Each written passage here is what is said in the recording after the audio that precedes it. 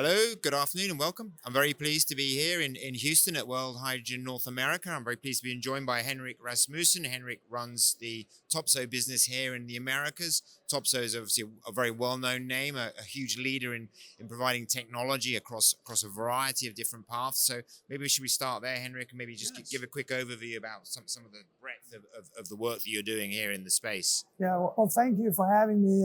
Topsoe is doing a lot of projects as a licensor in the blue space, low carbon ammonia, low carbon hydrogen, but also other different pathways for making SAF from fats, oils, and greases, but also via the fish-and-tropes route and other routes that can bring molecules together for renewable and e-fuels type SAF. So we have a broad portfolio for the decarbonization journey. Yeah, I was listening earlier. I think it was ExxonMobil were talking and about some of the projects they're doing. I guess you're involved with them. Yes, the two large blue hydrogen plants at the Baytown Hydrogen Hub is Topsoe licensed technologies, and it's significant because each of those plants will be roughly 2.5 times bigger hydrogen plants than what is in operation today. Yeah. So these are truly world scale by a factor 2 or 3. Yeah, and they're going to be taking a lot of CO2 out of the atmosphere. I think the blue route is gonna have a big impact in terms of decarbonization. And Absolutely. also, I think later today we've got some more talks around ammonia. I know you're very strong with your ammonia platforms. Maybe, we've seen a big rise in interest in ammonia and the properties, unique properties, I guess, that ammonia has as an energy carrier. What are your thoughts around ammonia's usage case? Yes, we have to decarbonize fertilizers, but surely there's going to be a big role for ammonia beyond fertilizers. Absolutely.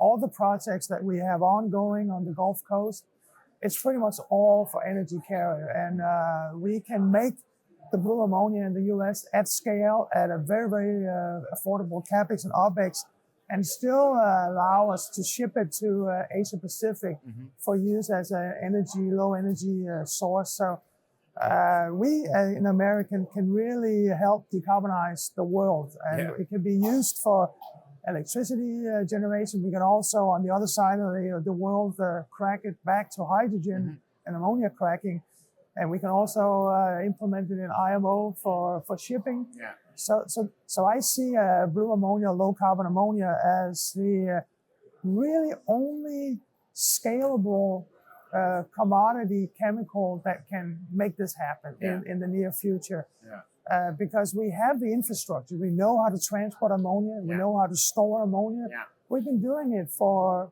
100 years. Yeah. Now we're just taking it up a notch. And ammonia going forward will not be a fertilizer only. It will be an energy carrier. And I see the ammonia production over the next 30 years quadruple or more in order to fill that demand. So for us, it's a key focus area. Yeah. And Topsoe has already licensed about half of the world's ammonia for fertilizer use. So this is you're quite dominant in that space. It was interesting you mentioned usage for electricity production. It's an area I know that's attracted some attention around the NOx and SOx issue. As I understand it, speaking to some of the other technology players here, it is a solvable problem in terms of sort of distance of that flame. Is that how you see it? I mean, there are, you can get some of the way by low NOx burners. But it is a fact. When you burn hydrogen, it's a higher flame temperature, so you will make more NOx. But that can be solved with SCR. And SCRs are fueled by ammonia, and we have ammonia right there, right? So it's a very solvable issue. The SCR technology has been refined over the past 30 years. So I don't see that as an obstacle. It's just part of the solution to make sure we also take care of the NOx as we erect those plants. In terms of, you mentioned before, I think the fatty acids, and so we're talking more around, I guess, SAF and sustainable aviation fuels. How's that market developing here, and what are your thoughts? It's actually quite mature. We have more than 20 units running in the US. based on fats, oils, and greases, making a renewable jet and renewable diesel. You can say the limitation in that pathway is just the amount of fats, oils, and greases that's available. Yeah. But it's a mature technology. It provides a great product. The benefit, you could say, with the blue hydrogen, blue ammonia combined with sequestration is there's no limitation on how much we can make and the scale almost, right? Yeah. Because we have abundance of natural gas. Yeah. So it takes us to a different scale.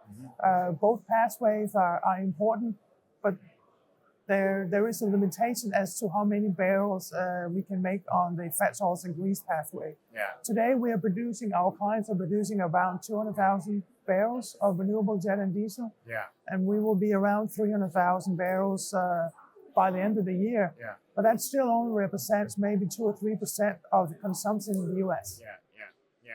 They're big numbers, but yeah, as you say, 2 or 3%, they've got to get a bit bigger, a lot bigger. Yes. Henrik, fascinating to talk to you. It's amazing. You must be in a very enviable position, enviable position, in fact, in terms of having that breadth of technology at your disposal. So We sure are you've quite got a busy. very busy decade coming up in front of you. But it was great to chat to you and Likewise. great to have your support, World Hydrogen Leaders. So many thanks. Take care, Thank you Henrik. very much. Cheers. Appreciate it. Thank you a lot. Bye bye.